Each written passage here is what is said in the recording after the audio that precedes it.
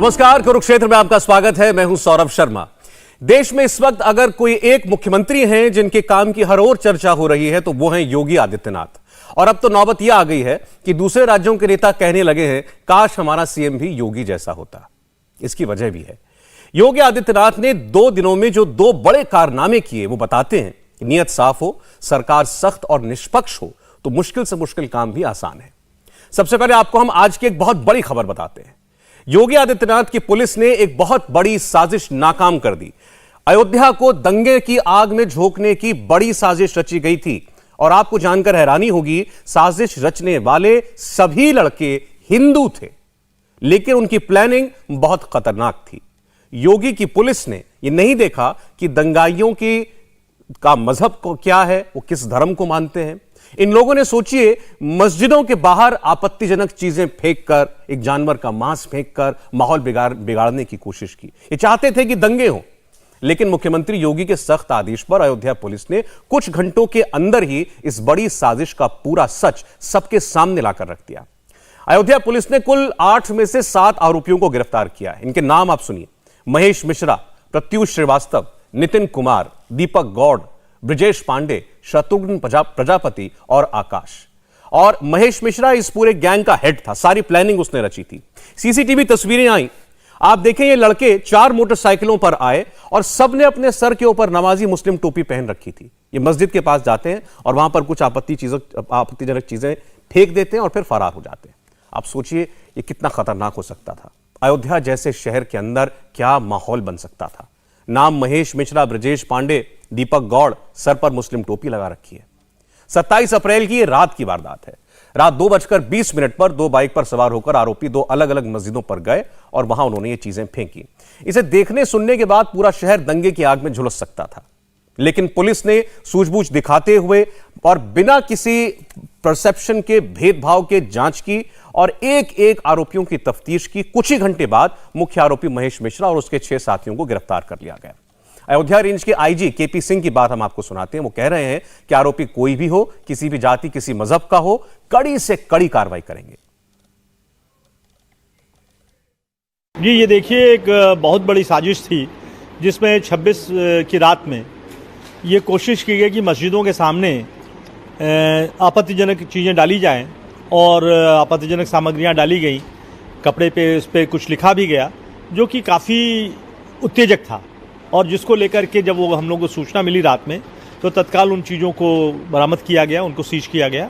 और जो भी हमारे धर्मगुरु थे, मैं स्वयं कमिश्नर साहब, हमारे साथ कमिश्नर, जिलाधिकारी, एसएसपी, एसपी सिटी, सारी टीम हम लोग गई। हम लोगों ने उनसे वार्ता किया। ये देखिए, एक साजिश है और ये अपराधी हैं, इसका किसी से लेना देना नहीं है। थे जो मास्क लगाए थे, टोपी लगाए थे, तो सर्विलांस की जो सीसीटीवी कैमरा था उससे बहुत कुछ क्लू नहीं मिल रहा था। लेकिन जो सामग्रियां यूज़ की गई थी उसमें तार से तार जोड़ते हुए हम लोग ये पहुंचे कि ये चीज़ें ली कहाँ से गई। तो ये पता चला कि रात में एक जानवर गायब हुआ है। फिर ये पता चला कि वो सामान कहाँ से खरीदे गए, वो जोड़ी। तो उससे वो आदमी कौन ले गया, जब उसके परत दर परत हम लोग गए और लगातार वेरिफिकेशन के बाद हम इस निष्कर्ष पे पहुंच गए कि कौन लोग हैं। और जब 2-3 लोगों को पकड़ा गया तो उन्होंने पूरी घटना बताई कि इसमें 8 लोग थे और साजिश में 3 लोग और थे। और जो भी अपराधी है, चाहे किसी धर्म का हो, उसके खिलाफ हम सख्त से कार्रवाई करेंगे। एनएसए है, गैंगस्टर है, जिसका जो आपराधिक इतिहास, उसके आधार पर जो भी विधिक कार्रवाई होगी उसको हम करेंगे। तो जो लोग ये कहते थे कि उत्तर प्रदेश में केवल मुसलमानों पर ही गैंगस्टर एक्ट लगता है या उन्हीं पर रासुका की धाराओं में कार्रवाई होती है, तो वो देखें कि दंगे की साजिश कराने वाला हिंदू था तो उस पर भी रासुका लगाने की पूरी तैयारी पुलिस कर रही है। और इसका जो मुख्य मास्टरमाइंड था महेश मिश्रा, आप उसकी बात सुनिए, आप चौंक जाएंगे। उससे हमारे संवाददाता विशाल प्रताप सिंह ने पूछा कि उसने ऐसा क्यों किया, तो उसने कहा कि वो दिल्ली के जहांगीरपुरी के दंगों का बदला लेना चाहता था। ये तो एक कारनामा था। हमारे साथ मेहमान जुड़ गए हैं, परिचय करा दूं फिर आपको इसके आगे की बात बताता हूं। गौरव भाटिया जी, भारतीय जनता पार्टी के राष्ट्रीय प्रवक्ता, जुड़ रहे हैं हमारे साथ। गौरव जी, आपका स्वागत है। आनंद दुबे जी शिवसेना से हमारे साथ जुड़े हैं। आनंद जी, स्वागत है आपका। बागेश सारस्वत साहब एमएनएस से हमारे साथ जुड़ रहे हैं। सारस्वत साहब, स्वागत है आपका। स्टूडियो में यहां पर डॉक्टर सीमा मलिक, एनसीपी की प्रवक्ता, वो हमारे साथ है। मैम, स्वागत है। और राजेश्वर गुरु जी सिद्धाश्रम से हमारे साथ यहां मौजूद हैं। गुरुजी, आपका भी बहुत स्वागत है। एक कारनामा गौरव जी में बताया अभी हमने कि अयोध्या में कैसे योगी आदित्यनाथ की पुलिस ने बगैर भेदभाव के एक बड़ी साजिश को नाकामयाब किया, और दूसरा जो ये लाउडस्पीकर को लेकर मुहिम चली हुई है, आज का अपडेट यह है कि 17,000 लाउडस्पीकर मंदिर, मस्जिद, तमाम बाकी धर्मस्थलों से उतारे जा चुके हैं यूपी में अब तक, और 39,000 की आवाज कम की गई है। और राज ठाकरे और अमृता फडणवीस वो नसीहत दे रहे हैं उद्धव ठाकरे को कि वो योगी जी से कुछ सीखें। तो सीखने की बात पर आगे आएंगे, लेकिन गौरव जी, आज वो भ्रम भी दूर हुआ कि उत्तर प्रदेश की सरकार मजहब देखकर काम करती है, मजहब देखकर बुलडोजर चलाती है, धर्म देखकर रासुका या गैंगस्टर एक्ट लगाती है।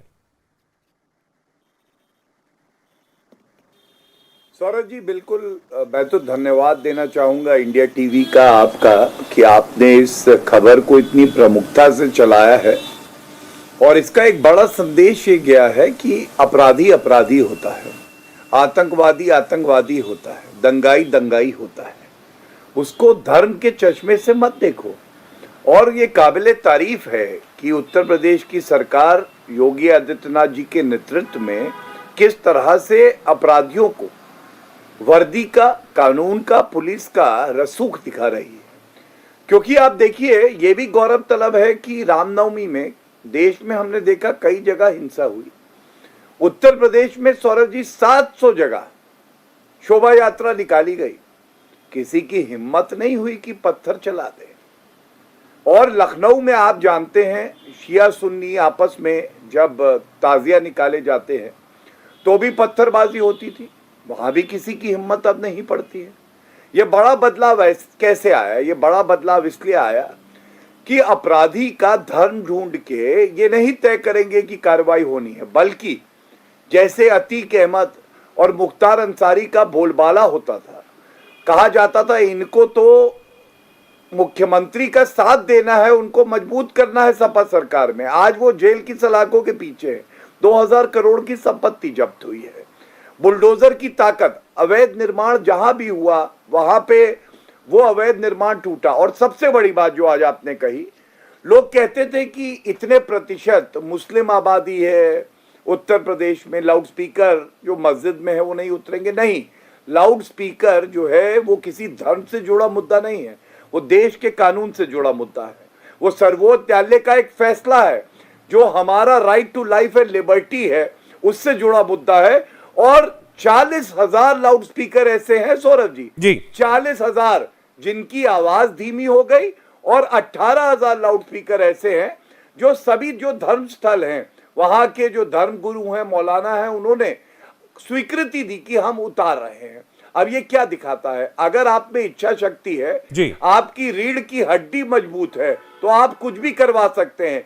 लेकिन जो रबर की रीढ़ की हड्डी रख के तुष्टीकरण करते थे, वो आधुनिकीकरण की तरफ कैसे बढ़ेंगे? यही बड़ा बदलाव। ठीक है, और शायद इसीलिए आनंद दुबे जी देखें, आज राज ठाकरे जी ने कहा कि काश हमारे यहां भी योगी होते, दुर्भाग्य हमारे यहां भोगी हैं। वही लाइन आगे बढ़ा दी अमृता फडणवीस जी ने, और उनकी भाषा थोड़ी सी और सख्त थी। उन्होंने कहा कि ए भोगी कुछ सीखो हमारे योगी से। मैं जवाब देता हूं, लेकिन उसके पहले 1 मिनट खाली लूंगा। हाँ बोलिए। आज मालूम पड़ गया कि हमारे उत्तर प्रदेश में 8वां अजूबा भी है कि 7-8 लड़कों को जो पकड़ा गया वो हिंदू हैं और उन पर कार्रवाई हो रही है। एक चमत्कार है, ऐसा मुझे आज प्रतीत हुआ आप लोगों के माध्यम से। खैर कोई बात नहीं, इस पर बाद में कभी चर्चा करूंगा। रही बात, आपका ताना समझा नहीं, मैं समझा, मैं बताता हूँ, मैं दोबारा समझाता हूँ कि क्या आज से पहले उत्तर प्रदेश में हिंदुओं, मतलब जो गलत काम करेगा उस पर कार्रवाई नहीं होगी? चाहे वो हिंदू हो, चाहे मुसलमान हो, सिख हो, ईसाई हो, कोई भी हो। कमाल की बात है। मतलब नहीं, अरे कमाल की बात तो आनंद दुबे जी ये है कि ये बात आपको आज आश्चर्य लग रही है, आपको लग इसलिए रही है क्योंकि आज तक यही कहा जाता रहा ना, पिछले 5 साल और 1 महीने में क्या कहा गया कि योगी की सरकार बायस्ड है, मुसलमानों के खिलाफ कार्रवाई करती है और किसी के खिलाफ नहीं करती। कौन कहता है? जो गलत काम करेगा, जो गलत आप जिनके साथ सरकार में वही कहते हैं, जो गलत काम करेगा उसके खिलाफ कार्रवाई होनी चाहिए। खैर अभी मैं मुद्दे पे आता हूँ। देखिए, राज ठाकरे जी का हृदय परिवर्तन हुआ है। उनको योगी आदित्यनाथ जी के काम काज करने का तरीका बहुत अच्छा लग रहा है। ठीक है, होना भी चाहिए, आदमी को समय समय पे अपने व्यवहारों को बदलना भी चाहिए। अरे भाई, मैं एक बात नहीं समझता हूँ कि जब हमारे मुख्यमंत्री जी के आदेश पर गृह मंत्री जी ने सर्वदलीय सभा बुलाकर, पुलिस को बुलाकर, सबको आदेश दिया कि सब चेक करें कहां इलीगल है कहां लीगल है, और उस पर कार्रवाई शुरू हुई। 72% से ज्यादा साउंड्स की आवाजों को उनके लिमिट के डेसिमल में लाया गया। बाकी जो बचे हैं जो इलीगल है उन पर कार्रवाई शुरू होने की तैयारी चल रही है, उनको नोटिसेस दी जा रही है। तो मैं ये नहीं समझता कि एक राज्य की तो आप तारीफ कर रहे हैं, लेकिन दूसरा राज्य, आपका ही राज्य जो काम प्रदर्शन नहीं कर रहा, उसके बारे में आप कुछ नहीं कहेंगे। ये मतलब मैं नहीं समझ रहा कि ये तारीफ जो है, ये तारीफ कहीं अयोध्या यात्रा के पहले का कोई भूमिका बनाने की तो नहीं है, कहीं राजनीतिक तैयारी तो नहीं चल रही है। जवाब ले लेते हैं बागी श्रीवास्तव जी। जी, आपके लिए था ये राज ठाकरे साहब ने जो कुछ कहा तारीफ में योगी आदित्यनाथ की। सौरभ जी, ये जो मसला है ना, आनंद जी जिस तरह से बात कर रहे हैं, इससे साफ साफ नजर आ रहा है कि मिर्ची लगना इसी को कहते हैं। अगर योगी जी अच्छा काम कर रहे हैं तो उनकी तारीफ होना चाहिए, और मुझे लगता है कि पूरे देश भर में उनकी तारीफ हो रही है। हिंदू भी तारीफ कर रहे हैं, मुसलमान भी तारीफ कर रहे हैं। यहाँ महाराष्ट्र में गुड़ी पाड़वा के दिन राज ठाकरे जी ने ये मुद्दा ज़ोर शोर से उठाया, उसके बाद से लगभग पूरा महीना ख़त्म होने को आया है, अभी तक ये लोग यही ढूंढ रहे हैं कि कहाँ कहाँ लाउडस्पीकर अवैध लगे हैं। ये सरकार है कि तमाशा लगा रखा है? योगी जी को तो 24 घंटे भी नहीं लगे लाउडस्पीकर उतारने में। तो आपके मुख्यमंत्री इस होड़ में कि सबसे अच्छे मुख्यमंत्री हैं, बार बार कंपटीशन में आते हैं, मातोश्री और वर्षा से बाहर निकलते नहीं हैं, 2 साल तक मंत्रालय नहीं गए। इस तरह से तो आपकी सरकार, और 8वां अजूबा सौरभ जी महाराष्ट्र में है। महाराष्ट्र में इनका एक मंत्री जेल में है, मंत्री है, अभी तक उसका पद से इस्तीफा नहीं लिया गया है। तो 8वां अजूबा उत्तर प्रदेश में देखने को नहीं मिल रहा है, महाराष्ट्र में देख, महाराष्ट्र एक नज़ीर बन गया है कि यहाँ भ्रष्टाचार करिए, जेल में जाइए, फिर भी मंत्री पद पे। हम भी कार्रवाई कर रहे हैं लाउडस्पीकर पर, आपको भरोसा नहीं है कि उद्धव ठाकरे करेंगे? उद्धव ठाकरे कहाँ कर रहे हैं? उस दिन सर्वदलीय मीटिंग हुई, उसके बाद क्या किया? अभी तक इतने दिन हो गए हैं सर्वदलीय मीटिंग में। हमारे बाला नांदगांवकर, नितिन सरदेसाई, संदीप देशपांडे उस मीटिंग में थे। उस मीटिंग में उन्होंने कहा कि जो हम तत्काल नहीं कर सकते, हम देखेंगे, समीक्षा करेंगे। अरे कब तक कितना टाइम लगेगा? डॉक्टर सीमा मलिक आपको जवाब देना चाहती हैं। जी सीमा जी, योगी सरकार से सीखिए। एक आनंद जी, सबको एक बार तो मौका मिल जाए बोलने का। जी डॉक्टर साहब, राज ठाकरे जी कह रहे हैं काश हमारे यहाँ भी योगी होते। बड़ा आश्चर्य है आज ये बात सुन के, और एक शायद सुखद आश्चर्य है कि एक ऐसी पार्टी जो कि हमेशा से ही केवल लोगों, वहाँ के जो हमारे उत्तर प्रदेश और बिहार के लोग हैं, उनको हमेशा वहाँ पर पीटती तक है, और जिस तरह से उन्होंने उनका विरोध किया है, आज वो अपने महाराष्ट्र के लिए बोल रहे हैं कि यहाँ पर योगी नहीं है, भोगी हैं। महाराष्ट्र के लोगों को आप भोगी बता रहे हैं। इतने योगी वहाँ से निकले हैं महाराष्ट्र से, बट विद ड्यू रिस्पेक्ट मैं कहती हूँ कि इस तरह की बातें अब आप कर रहे हैं तो इससे आपका इंटेंशन जो है ना बिल्कुल क्लियर हो जाता है। और मैं हर को कहूँगी कि ये दोहरा मापदंड क्यों है। I think we were the pioneer, हमने सबसे पहले ये शुरू करा था ये चीज़, और मेरे ख्याल से 18 अप्रैल को ही ये एक गाइडलाइंस दी गई थी हमारी होम मिनिस्ट्री की तरफ से कि हमें सब परमिशन देनी है, परमिशन आप 3 मई तक लीजिए, और अगर जो लाउड स्पीकर्स के लिए, साथ में डेसिबल्स के लिए कितना आपको कहाँ पे साइलेंट जोन में कितना रखना है, कमर्शियल। आप कह रहे हैं राज ठाकरे के आंदोलन से पहले या उनकी कॉल से पहले ही आप लोग करने वाले थे? जी, राज ठाकरे की कॉल से पहले ही आप लोग करने वाले थे? योगी जी ने भी क्या इस कॉल के पहले करा था? कुछ अभी हुआ है ना, आज कल में हुआ है ना जो भी हुआ है। तो ये दोहरे मापदंड मत रखिए सौरभ जी, ये सवाल आप योगी मैं तो आपसे पूछ रहा हूं मैम, दोहरे मापदंड क्या? मैंने तो आपसे पूछा, आपने कहा कि हम करने वाले थे, मैंने कहा ये मामला राज ठाकरे ने जब उठाया, आपका उससे पहले से काम चल रहा था लाउडस्पीकर हटाने का, मैं तो जानकारी ले रहा हूँ। बिल्कुल, देखिए सौरभ जी पूरे देश में पता है कि ये सौरभ जी पूरे देश में चल रहा था। मैं पूछना चाहती हूँ कि क्यों ऐसा क्यों है? अगर हम वो चीज शुरू करते हैं तो आप कहते हैं, अगर यही घटना हमारे, मैं अप्रिशिएट करती हूँ कि ठीक है वहाँ के यूपी पुलिस ने ये पकड़े जो भी लोग हैं, और ये बात है कि जो भी अपराधी हो, हिंदू हो या मुस्लिम हो, इतना बड़ा न्यूज़ बनने का कोई बात नहीं है इसमें। अच्छा है उन्होंने पकड़ा, वी अप्रिशिएट दिस। बट देखिए, अगर यही काम हमारे महाराष्ट्र में होता तो आप लोग बोलते आप लोग एंटी हिंदू हैं, आप ये हैं। अगर हम भी इसी तरह इम्पार्शियल वे में काम करते हैं और करते रहें, और ये जो इनिशिएटिव है पहले महाराष्ट्र में शुरू हुआ था, मुझे नहीं समझ में आ रहा कि हमारा स्टाइल थोड़ा फर्क है। हम लोगों को नोटिस देने के बाद ठीक से प्रॉपर्ली काम करते हैं, तो इसमें आपको इतना ऐतराज क्या हो रहा है? नहीं, मुझे कोई ऐतराज नहीं है। जब उस व्यक्ति को और उनकी सरकार को एंटी मुस्लिम कह के पिछले 5 साल कोसा गया, उसके बाद अगर एक खबर ये चल जाती है तो इस पर इतना क्या ऐतराज है सीमा जी? क्या आप कह रहे हैं बड़ा चढ़ा के दिखा रहे हैं? देखिए, हमें कोई ऐतराज नहीं, हम तो खुद कह रहे हैं, हम अप्रिशिएट करते हैं अगर उन्होंने टाइमली एक्शन लिया है पुलिस ने, चाहे वो यूपी की पुलिस हो, चाहे वो दिल्ली पुलिस हो, चाहे मुंबई पुलिस हो। अगर हमारी मुंबई पुलिस भी कोई चीज पकड़ती है तो उनको भी अप्रिशिएट करना चाहिए। बिल्कुल करते हैं। आपने सचिन वाजे को अप्रिशिएट किया, हमने आपके नवाब मलिक साहब को अप्रिशिएट किया। अरे सर, जो आपके वो जो पहले मंत्री गए थे, मैं नाम भूल रहा हूँ जरा, वागीश साहब उनका। अच्छा, नाम भूल गए आप? गृह मंत्री जी, ये नाम भूल गए सर? अनिल देशमुख। अनिल देशमुख जी, जी जी हो ना? जी, उनका बताइए। और किस किस को अप्रिशिएट करें सर कि दोहरा मापदंड है ये। आपने जब मंत्री आपका जेल में जा रहा है, महाराष्ट्र में इसमें हम हमने क्या कर गाइडलाइन सकते दी हैं? तो आपने अप्रिशिएट नहीं करा। सौरभ जी, हम एक पर्दे के पीछे से मीटिंग बुलाते हैं, सौरभ उसमें जी, लोग नहीं आते हैं। पर्दे के पीछे से मदद करिए, लेकिन पूरी पर्दे के आगे आके मदद। अरे दुबे साहब, पर्दा कहाँ है और आगे और पीछे छोड़ दीजिए।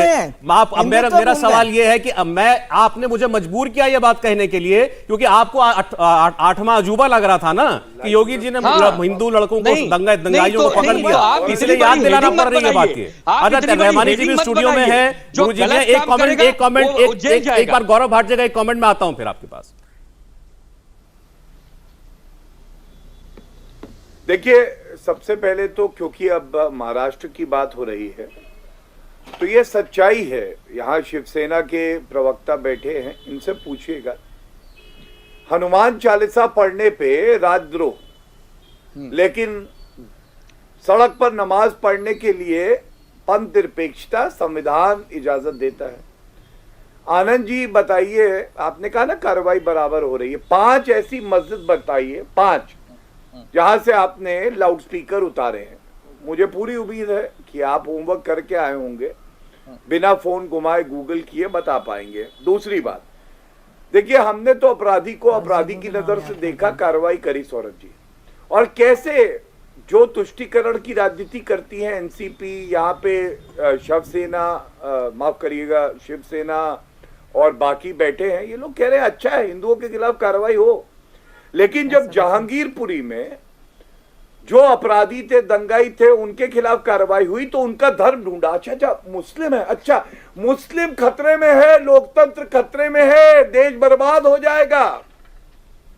जब गोरखनाथ मंदिर पे हमला हुआ तो पूरी लॉबी निकल के आई, मुसलमान छोड़ दो, छोटा बच्चा, अफजल गुरु मुस्लिम, उसको फांसी गलत हुई, न्यायिक हत्या है। याकूब मेमन, इसीलिए फांसी हो रही है क्योंकि वो मुसलमान है। खारगोन, मतलब कानून के तहत जब कार्रवाई हुई तो अशोक गहलोत निकल आया। कंप्लीट कर भी बहुत बोर हो गए। मैं जो बात चुप हो जाइए। अच्छा, गौरव जी 15 सेकंड में प्लीज कंप्लीट करिए। आ रहा हूं, रहमानी जी ना, ये विषय नहीं है, मैं आ रहा हूं आपके पास, मैं आ रहा हूं। Fed up of this words जी, कुछ नहीं, आप The बोलिए sir. Indian public is fed up of you, madam. The Indian public is fed up of you. चलिए ठीक ठीक है, है, तो पता पहले पूरी बात हो जाए। सौरभ जी, मेरा सिर्फ इतना कहना है, जैसा मैंने कहा, आतंकवादी का धर्म ढूंढ लेते हैं, दंगाई का धर्म ढूंढ लेते हैं, अपराधी का धर्म ढूंढ लेते हैं। हिंदुओं पे कार्रवाई हुई तो कितनी खुशी मिल रही है, और अगर आतंकवादी मुसलमान निकल आए तो यही तस्लीम रहमानी जो तालिबानी को अपना भाई बताते हैं, इनको दर्द होता है। एक बार डॉक्टर रहमानी आपकी बात का जवाब देंगे। डॉक्टर रहमानी, खुशी का इजहार कंजर्व किया करते। नहीं, सवाल ये हो रहा है कि आज राज ठाकरे को योगी जी बड़े पसंद आ रहे हैं। अमृता फडणवीस कह रही हैं कि हमारे यहाँ भोगी है, योगी नहीं है, यही शब्द राज ठाकरे के भी हैं। तो ये लाउडस्पीकर उतारने का करिश्मा है या इसके पीछे कुछ और देखते हैं? देखिए, मैं बात सौरभ जी बहुत साफ कहना चाहता हूँ, गवर्नेंस का एक बड़ा खुला हुआ उसूल है, इंसाफ और इंसानियत। ये 2 चीज़ें जहाँ कहीं जिस किसी में जब कभी पाई जाए उसको अप्रिशिएट करना चाहिए। हम योगी जी के मुखालिफ रहे हैं, आज भी हैं, कल भी रहेंगे, लेकिन इस स्टेप को हम अप्रिशिएट करते हैं कि उन्होंने सही किया। लेकिन ये तो ऑर्डर जो एक्ट है 1986 का एक्ट है और 2005 का सुप्रीम कोर्ट का जजमेंट है जो इम्प्लीमेंट होना शुरू हुआ है अब 2022 में, और उसके लिए आप अगर उसके इम्प्लीमेंटेशन को एक मुल्क का एक नाकाम सियासतदान हनुमान चालीसा जैसे मोहतरम, मुकद्दस और काबिले एहतराम एक मंत्र को सियासत ज़दा करके सड़कों पे लाने की कोशिश करे तो फिर उसकी मजम्मत की जानी चाहिए। राज ठाकरे एनसीपी की एक मोहतरमा मेंबर पार्लियामेंट फहमीदा साहिबा, उन्होंने कहा कि साहब हम प्राइम मिनिस्टर हमको इजाजत दे, हम वहाँ प्राइम मिनिस्टर हाउस के बाद नमाज पढ़ेंगे और हनुमान चालीसा पढ़ेंगे। हमने उतनी शिद्दत से मुखालफत की। नमाज एहतजाज के लिए नहीं है, हनुमान चालीसा एहतजाज के लिए नहीं है। आपके पास एहतजाज के 10 तरीके हो सकते हैं, आप जाइए हर मस्जिद के बाहर खड़े होकर एहतजाज कीजिए, लेकिन हनुमान चालीसा को उसका टूल ना बनाइए। ये हमारा मानना रहा है। और आज अगर उत्तर प्रदेश में हो गया और महाराष्ट्र में नहीं हुआ तो मैं बड़ा सबब खुल के बता सकता हूं। इस देश की जो पिछले 8 और 10 साल की राजनीति वो साफ बता रही है कि उत्तर प्रदेश में अभी कोई चुनाव नहीं होना आसानी से हो गया। महाराष्ट्र में बीएमसी के चुनाव ड्यू है, इसलिए एक नाकाम सियासतदान अपनी सियासत को खड़ा करने के लिए धर्म को अपमानित कर रहा है। ये आपका आरोप सीधा सीधा राज ठाकरे पर, और आपने ये भी कहा कि हनुमान चालीसा जैसे पवित्र मंत्र को राजनीति में ना घसीटें। महाराष्ट्र में अजान, लाउडस्पीकर, हनुमान चालीसा के विवाद के बीच यूपी में जिस तरीके से सभी धर्मस्थलों से हजारों लाउडस्पीकर उतरे, इसके बाद महाराष्ट्र के नेताओं को, विपक्षी नेताओं को योगी जी अच्छे लगने लगे हैं। लेकिन जहां तक हनुमान चालीसा के राजनीतिक इस्तेमाल का सवाल है, इस पर तस्लीम रहमानी जी ने ब्रेक से पहले राज राजेश्वर जी कहा कि सड़कों पर क्यों लाते हैं हनुमान चालीसा को, सड़कों पर नमाज का हनुमान चालीसा जैसी पवित्र चीजों का क्या काम। राजेश्वर जी बहुत अच्छी बात बताई कि देखो हनुमान चालीसा जो है ये एक धर्म का प्रतीक है। हनुमान जी की एक बिल्कुल एक प्रार्थना है, और उस प्रार्थना को जब हमने इंग्लैंड के अंदर उस हनुमान चालीसा को टावर ब्रिज के ऊपर जब हमने किया पूरा परमिशन के साथ, ऐसे ही नहीं कि हम चले गए और हनुमान चालीसा का वहाँ पाठ कर लिया, वहाँ हमने पूर्ण परमिशन, पुलिस की परमिशन, गवर्नमेंट की परमिशन, टावर ब्रिज की परमिशन, ये सब परमिशन लेकर के जब हनुमान चालीसा का पाठ किया तो वहाँ सिटी पुलिस की कमिश्नर भी वहाँ हाजिर रही और उन्होंने भी साथ में पाठ किया। और मैं तो ये मानता हूं कि हनुमान चालीसा पाठ करने से कोई देशद्रोही नहीं बन जाता। लेकिन आपको टावर ब्रिज पर जाकर सड़क पर हनुमान चालीसा पढ़ने की क्या जरूरत पड़ गई? क्योंकि मैंने सोचा भारत में गंगा मैया है तो वहां हमारी रिवर थेम्स है, तो रिवर थेम्स के चरणों में जाकर के कम से कम एक बार हनुमान चालीसा को पाठ तो करे, और परमिशन के साथ किया। तो ये आनंद आया कि एक आध्यात्मिक जल के चरणों में किया। ये तो महाराष्ट्र में जो हो रहा है उसको आप कैसे देखते हैं? महाराष्ट्र में जो हो रहा है मेरे ख्याल से उस चीज को, उस राजनीतिक क्षेत्र को लेकर के वो धर्म की कार्य को अंदर जोड़ के कार्य कर रहे हैं, उसमें समझना चाहिए, क्योंकि ये धर्म, श्रद्धा और समर्पण और विश्वास का सब्जेक्ट। तो राज ठाकरे को ये नहीं काम करना चाहिए कि मैं हनुमान चालीसा का पाठ करूंगा अजान के जवाब में? मेरे ख्याल से वो परमिशन लेकर के करते तो अच्छा रहता। इसको आंदोलन ना बनाए इसको, क्योंकि हनुमान चालीसा धर्म का एक श्रद्धा का विषय है। चलिए ठीक है, स्वागत है सभी मेहमानों का एक बार फिर। और कुरुक्षेत्र में आज हम बात कर रहे हैं महाराष्ट्र की सियासत में आखिर योगी आदित्यनाथ की एंट्री कैसे हुई। राज ठाकरे हों या पूर्व मुख्यमंत्री देवेंद्र फडणवीस की पत्नी अमृता फडणवीस हों, उनको अचानक योगी क्यों याद आने लगे, योगी क्यों पसंद आने लगे? इसका जवाब डॉक्टर रहमानी ने ब्रेक से पहले यह दिया, गौरव भाटिया साहब, की यूपी में कोई चुनाव नहीं तो मंदिर मस्जिद से लाउडस्पीकर भी उतर जाएंगे, महाराष्ट्र में इस पर तमाशा होगा क्योंकि सामने बीएमसी का चुनाव। सौरभ जी, मैं समझता हूं आपका ये जो कार्यक्रम है इसमें क्या बोल गए तस्लीम रहमानी जी। उन्होंने कहा, मैं दोहरा रहा हूं, हनुमान चालीसा जैसे मोहतरम, मुकद्दस, काबिले एहतराम मंत्र को सियासत ज़दा करके सड़कों पर लाने का काम करेंगे तो हम उसकी मजम्मत करेंगे। क्या तस्लीम रहमानी जी आप ये कह रहे हैं कि पावन कुरान मोहतरम, मुकद्दस, काबिले एहतराम, पवित्र, पावन नहीं है? कि हम देखते हैं कैसे रोड पर नमाज पढ़ी जाती है। क्या आप ये कहना चाह रहे हैं? मैं तो समझता हूं कि सारे मुसलमानों को आगे बढ़ के कहना चाहिए, तस्लीम जी पूरे देश के मुसलमानों से माफी मांगे।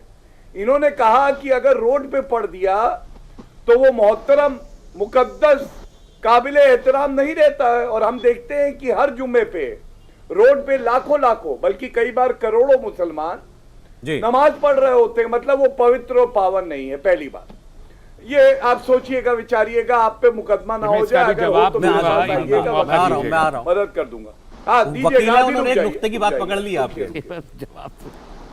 हाँ सुनिए अब दूसरी बात, आपको मालूम है कि आज शिवसेना को सोनिया सेना इसलिए बुलाया जाता है, अब्दुल सत्तार एक मंत्री हैं इनकी सरकार में, सौरभ जी। ये मंत्री जो अपशब्द भगवान हनुमान के लिए कह रहे थे, एक वीडियो अभी आया, परसों की बात है, वो मैं टीवी चैनल पे नहीं कहूंगा क्योंकि करोड़ों करोड़ों हिंदुओं की भावनाएं आहत हो जाएंगी।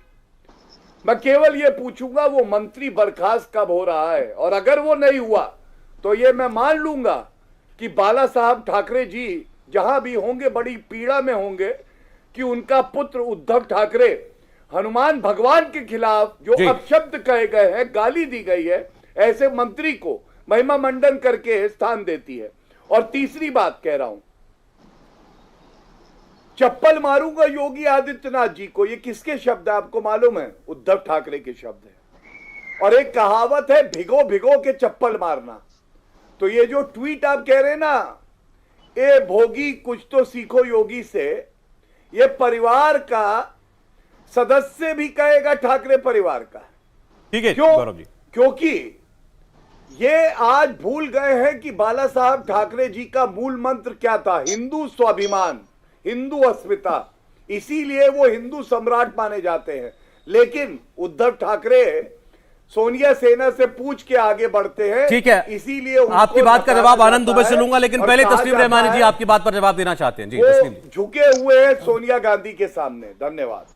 देखिए, मैं तो बहुत ही मुख्तसर से कहूँगा, वो वकील है तो उन्होंने अधूरा पॉइंट पकड़ के आर्गूमेंट दे दिया, मैं पॉइंट को पूरा कर देता हूँ। मैंने ये भी कहा था इसके साथ कि एहतजाजत जो नमाज के लिए वक्त मांगा गया, हम उसकी भी उतनी निंदा करते हैं। और जिस जुमे की नमाज, उनको जाहिर है ये सूट करता है, उन्होंने जुमे की नमाज कहीं भी एहतजाजत नहीं पढ़ी जाती, मजबूरन पढ़ी जाती है। और ये मजबूरन इसलिए है कि हमारी हजारों जो आर्काइव्स की मस्जिदें हैं उसमें जुमे की नमाजों पे पाबंदी है। जो हजारों हेक्टेयर वक्फ की जमीन है, कब्रिस्तान है, वो सरकारी कब्जे में, इसलिए इस मजबूरी के तहत वो जुमे की नमाज पढ़ी जाती है। मैं सरकार से कहना चाहता हूँ कि तमाम मस्जिदें जो बंद कर रखी है। अच्छा चलिए, मैं इससे जुड़ा एक उदाहरण उत्तर प्रदेश का और भी देता हूं दर्शकों को। दूसरा, एहतजाज और मजबूरी में फर्क रखिए। डॉक्टर साहब, उत्तर प्रदेश की चर्चा चल रही थी, इसीलिए ये भी बता दूं कि रामपुर जैसे शहर में भी, जहां पर हम सब जानते हैं मुस्लिम पॉपुलेशन कितनी है, वहां पर यह फैसला कर लिया गया कि अलविदा की नमाज और ईद की नमाज सड़क पर नहीं होगी। ये जामा मस्जिद कमेटी ने ऐलान कर दिया है और लोगों से कहा है कि आप अपने मोहल्लों में, अपने घरों में जाकर के आप नमाज पढ़िए। तो ये भी ऐसा नहीं है, इसको भी लोग सोचते थे कि नहीं, ये भी पॉइंट ऑफ फ्रिक्शन है, इस पर भी केवल राजनीति होती है। तो आप ये देखिए कि इस पर भी खुद मुस्लिम कम्युनिटी ने भी ये तय किया कि अच्छा, अगर ये किसी को इससे परेशानी होती है तो हम ये नहीं करते। ये बहुत अच्छा है, इसको अप्रिशिएट करना चाहिए हर आदमी को। और मैं अपील करूंगा कि जहां जहां मुमकिन हो, जहां अपने घरों में जिनके पास बड़े हॉल है, वहां नमाजों का एहतमाम करें। सड़क पे कम से कम आके नमाज पढ़ें, जहां बहुत ज्यादा मजबूरी हो वहां पढ़े। इजाजत दे एडमिनिस्ट्रेशन। अच्छा, आनंद दुबे जी को और वागीश जी को चर्चा में लाना चाहता हूं। पहले आपकी बात का जवाब वागीश जी से लेता हूं, क्योंकि आपने कहा कि एक फेल्ड नेता चुनाव की आड़ में और हनुमान चालीसा की आड़ में अपनी राजनीति को चमकाना चाहते हैं, एक बार फिर से खड़ा करना चाहते हैं। वागीश सारस्वत जी, राज ठाकरे जी के ओर उनका इशारा है। देखिए सौरभ भाई, एक बात तो हम बहुत साफ क्लियर कर देना चाहते हैं कि महाराष्ट्र में 14 नगर पालिकाओं के चुनाव लंबित हैं और ये सरकार उन चुनावों को करना ही नहीं चाहती, किसी ना किसी बहाने सारे चुनावों को पाल रही है। मुंबई महानगर पालिका का जो टर्म है वो 8 मार्च को ख़त्म हो चुका है। इससे पहले नागपुर का, अमरावती का, 14 महानगर पालिकाओं का ख़त्म किया जा चुका है। सब जगह इन्होंने प्रशासक बदल दिया है। कैबिनेट में प्रस्ताव पास करके नया कानून बना के मुंबई में, यहाँ क्योंकि नियम में मुंबई में एडमिनिस्ट्रेटर बिठाना नहीं था, यहाँ एडमिनिस्ट्रेटर बिठाया। इसलिए बिठाया कि जो मलाई है, मलिदा है, ये अकेले सरकार के जो हिस्सेदार हैं, वो चाहे एनसीपी है, चाहे शिवसेना है, चाहे कांग्रेस है, वो किसी नगर सेवक में नहीं बटे।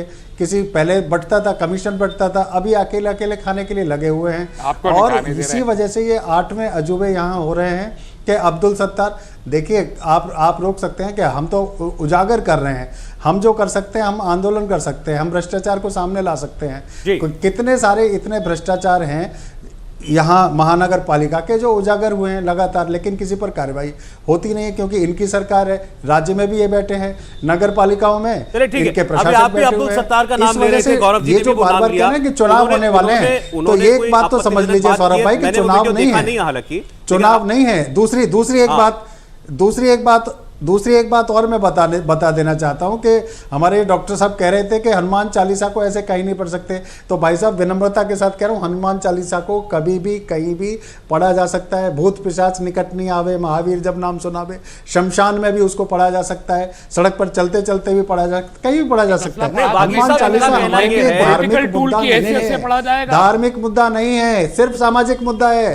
हम ये बताने की कोशिश कर रहे हैं कि आपके शोर से हमें परेशानी हो रही है, आप अपना शोर बंद कर दीजिए, हम बिल्कुल कुछ नहीं करेंगे। अभी 3 तारीख को रमजान ईद है, हमने पूरे महाराष्ट्र में, सौरभ जी हमने पूरे महाराष्ट्र में परमिशन मांगी है, हम महाआरती करने वाले हैं। रमजान ईद वाले दिन हम परमिशन लेकर के, पुलिस की परमिशन के साथ हम महाआरती करेंगे, और जहां जहां हमें पुलिस परमिशन नहीं देगी वहां हम एक ही बात कह रहे हैं कि मस्जिद पर लगा अवैध लाउडस्पीकर निकाल दीजिए, हम भी हट जाएंगे। अगर आप नहीं निकालेंगे तो हम आंदोलन करेंगे, जबरदस्ती वहां पर सुनाएंगे, फिर हमें गिरफ्तार होना पड़ेगा, हम कार्रवाई करें तो करने के लिए तैयार है। हम पे राजद्रोह लगाएंगे तो हम उसके लिए भी तैयार है, क्योंकि यहाँ तो अजूबा ये है कि हनुमान चालीसा पढ़ने की एक जनप्रतिनिधि बात कहता है, उसको सलाखों के पीछे ठूस दिया जाता है। मान लीजिए किसी जगह पर लाउडस्पीकर नहीं उतरा मस्जिद के ऊपर से, क्या करेंगे आप 3 तारीख के बाद?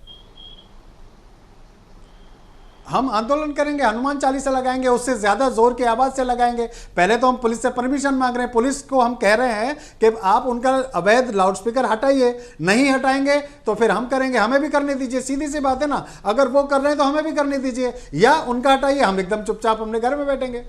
इसमें दिक्कत क्या है? आंदोलन है, आंदोलन की तरीके से 3 मई के बाद आंदोलन तो होगा। ठीक है आनंद जी। सौरभ जी जवाब देता हूं। अभी अभी भारतीय जुमला पार्टी के प्रवक्ता, माफ कीजिए, भारतीय जनता पार्टी के प्रवक्ता हमारे ये शिवसेना का जवाब था। नहीं कह रहे थे, बहुत गलत लफ्ज इस्तेमाल किया था। नहीं कह रहे थे कि अब्दुल सत्तार जी ने जो कहा उसके खिलाफ कार्रवाई नहीं हो रही है। सौरभ जी 2017 का वह वीडियो है, उस समय आदरणीय देवेंद्र फडणवीस जी महाराष्ट्र के मुख्यमंत्री थे। मुझे लगता है वो बहुत बड़े हिंदू विरोधी थे, इसलिए उन पर कार्रवाई नहीं की, और आज 2022 में ये चर्चा पैदा की जा रही है। पहली बात। दूसरी बात, उत्तर प्रदेश में योगी आदित्यनाथ जी ने अयोध्या में एक बहुत बड़े साजिश को विफल कर दिया। ठीक उसी प्रकार कल एक घटना घटी महाराष्ट्र के धुले शहर में। हमारी महाराष्ट्र की पुलिस ने 4 आरोपियों को पकड़ा, जिनके पास से 90 तलवारें मिली एक एसयूवी कार में, जिनके नाम है आरोपियों के मोहम्मद सफीक, शेख लतीफ, शहीद नईम और कपिल दबाड़े। 3 मुसलमान और एक हिंदू, चारों आरोपी को पकड़ लिया। पूछताछ जारी है। किसी बहुत बड़े दंगे की साजिश की आशंका है, पुलिस को ऐसा लगता है। ये भी खबर चला देते सौरभ भाई, चली है, ये भी खबर उसी लेवल की है। आप बताइए, मैं आपसे कह रहा हूं चली है, ये खबर भी उसी लेवल की है। चली है सर, उसी लेवल पे चली है। सरकार ने उसी लेवल पे चली है, एक बहुत बड़े दंगे को असफल किया है, और आनंद जी मैं आपको चैलेंज कर रहा हूं, कुछ ऐसे आरोपियों को पकड़ा है जो दंगा। अरे भाई आप मुझे, ये फिर वही बात है, यूपी की खबर क्यों दिखा दी? यूपी में दंगाई पकड़ा गया, वो हिंदू था, ये क्यों बता दिया? इसके जवाब में आप मुझे ये उलाहना दे रहे हैं कि महाराष्ट्र की खबर नहीं चलाई, और मैं कह रहा हूं चलाई है। चलाई है, प्लीज चलाई है तो एक बार इस चैनल पे भी चलाइए। अरे भाई इसी चैनल पर चलेगी, मैं और चैनल में थोड़ी काम करता हूं, मैं एक ही चैनल पे काम करता हूं। इस डिबेट में चलाइए, ये बिल्कुल स्वीकार नहीं करेंगे। अरे अब हर चीज आपकी मनमर्जी से नहीं हो सकती ना, कुछ टीवी की कुछ वजह वो भी होती है, सीमाएं होती है। देखिए सुनिए, जब कोरोना काल में कोरोना को एक बार उद्धव कब्जे में किया था, रोग को मुक्त किया था, तब उद्धव जी की प्रशंसा हुई थी। अगर उद्धव जी अच्छा काम करेंगे तो खुले दिल से पूरा देश प्रशंसा करता है। कोरोना काल में उद्धव जी की प्रशंसा हुई है। आज का काम उनका प्रशंसनीय नहीं है, आज का काम उनको धिक्कार देने वाला है। पूत कपूत तो का धन संचय, आदरणीय हिंदू हृदय सम्राट बाला साहब के सुपुत्र हैं, लेकिन हमको अब सुपुत्र कहते हुए थोड़ा सा लगता है, हेजिटेशन होता है, हिचक होती है कि हम उनको सुपुत्र कहें या दूसरा जो उसका पर्यायवाची शब्द है उसको हम दें। मेरी कमीज तेरे कमीज से भगवा कैसे हो गई, वाह, ये कहना चाहते हैं। देखिए, ये भगवा आपको समझ में आएगा नहीं, क्योंकि आपका धर्मांतरण हो चुका है, आपकी सुन्नत हो चुकी है, आपका हृदय परिवर्तन सोनिया सेना बन चुके हैं, आपका हृदय आप सोनिया सेना बन चुके, आप कहेंगे नहीं, आप स्वीकार नहीं करेंगे आनंद जी। आप तो बड़े धार्मिक जैसे लगते थे। मुझे तो ये जानकारी थी कि आप धारा प्रवाह हनुमान चालीसा पढ़ते हैं, आप धारा प्रवाह सुंदरकांड पढ़ते हैं। आज तो आपकी सरकार और आप मिलके हनुमान चालीसा पढ़ने वाले को सलाखों के पीछे ठूस दे रहे हैं। आनंद अच्छा, कुछ ऐसा है आपका, इतना कुछ ऐसा लग रहा है कि जैसे एक सरकार अपने ऊपर से ये तोहमत हटाना चाहती है कि हम मुस्लिमों का तुष्टीकरण करते हैं, कि महाराष्ट्र ये आरोप हटाना चाहती है कि हम मुसलमानों के खिलाफ कार्रवाई करते हैं। जी ठीक, एक आखिरी कमेंट गौरव जी से जाते जाते इसी बात पर। सिर्फ सत्ता के लिए देखिए, ऐसा है, मैंने एक सवाल सौरभ जी शुरुआत में पूछा, 5 मस्जिद बताइए जहां का लाउड स्पीकर उतारा गया है, नहीं बता पाए। ये इसलिए है क्योंकि कभी बाला साहब ठाकरे के समय में जब ये असली शेर की तरह दहाड़ते थे। 5 मस्जिद यूपी के आप नाम बताइए जरा, 5 मस्जिदों का नाम यूपी का आप बताइए जहां से लाउड स्पीकर उतारे गए। में कौन कूदा है? नहीं, वो कूदने उछलने का काम आपका है, लेकिन आप 5 मस्जिदों का नाम यूपी की बताइए। अपने नाम पूछते जरा, 5 नाम बताइए यूपी की मस्जिदों के। याद है आपको? आप बहुत पीठ थपथपा रहे हैं, 1986 का फैसला 2022 में इम्प्लीमेंट करवा रहे हैं, पीठ थपथपा रहे हैं। 5 मस्जिद के नाम आप बताइए। आप जैसे लोग हैं जो पाकिस्तान के दिए हुए रुपए पे बड़े होते हैं। ये भारतीय जनता पार्टी की औकात है, पाकिस्तान और ISI की एजेंटी करना ये औकात है, और उसके बगैर आपका चालीसा पूरा नहीं होता। भाजपा चालीसा की चवन्नी पूरी नहीं होती पाकिस्तान का नाम लिए बगैर और मुसलमान का नाम लिए बगैर। ये औकात नहीं बदल सकेंगे आप, चाहे कुछ भी कर ले, आप कुछ भी कर ले। आप पाकिस्तान और तालिबान और ISIS इसी की एजेंटी करते रहिए, देश को बर्बाद करते रहिए। चलिए, आपको यही रोकना पड़ेगा, समय इतना ही था।